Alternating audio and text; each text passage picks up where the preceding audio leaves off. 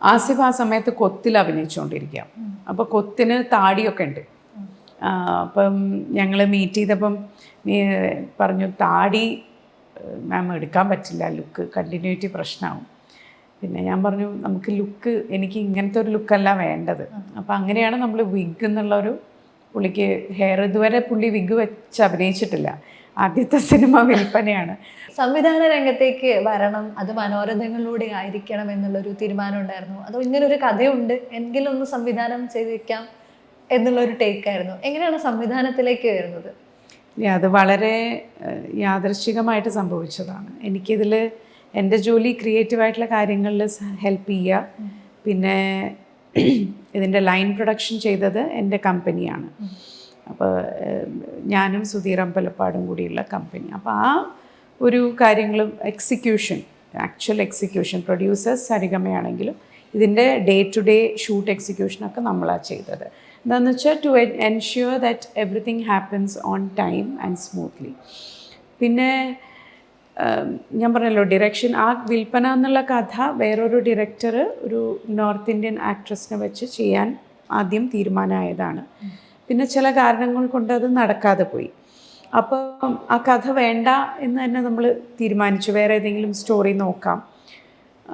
പക്ഷെ ആ സമയത്താണ് സരിഗമയുടെ ക്രിയേറ്റീവ് ടീം എന്നോട് സംസാരിക്കുന്നത്, ഇത് മാഡത്തിന് ഈ കഥ വളരെ ധാരാളമാണ്, നിങ്ങൾ തന്നെ ചെയ്തൂടെ എന്ന് പറഞ്ഞിട്ട് അവരിങ്ങോട്ട് സജസ്റ്റ് ചെയ്യായിരുന്നു. ഞാൻ കുറേ അതിന്ന് ഒഴിവാവാൻ ഞാൻ കുറേ ശ്രമിച്ചു ആത്മാർത്ഥമായിട്ട്. പക്ഷേ അവർക്ക് നിർബന്ധമായിരുന്നു.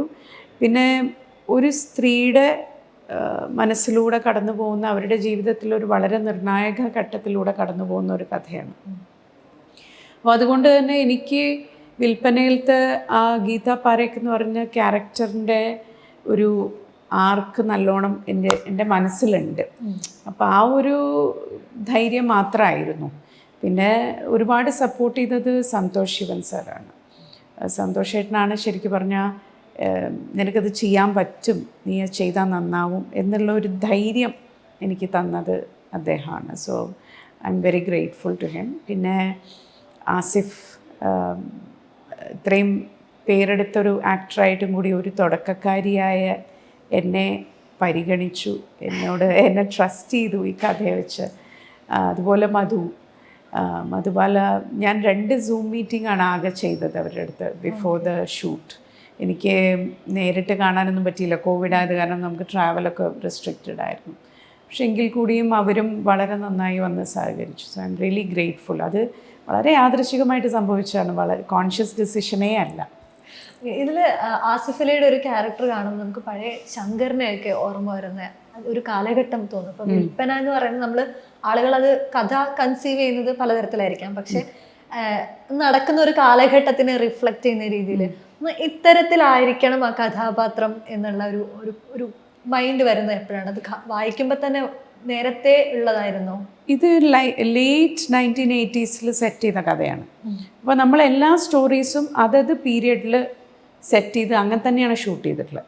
നമ്മൾ പുതിയ കാലഘട്ടത്തിലേക്ക് മാറ്റി എഴുതിയിട്ടൊന്നുമില്ല.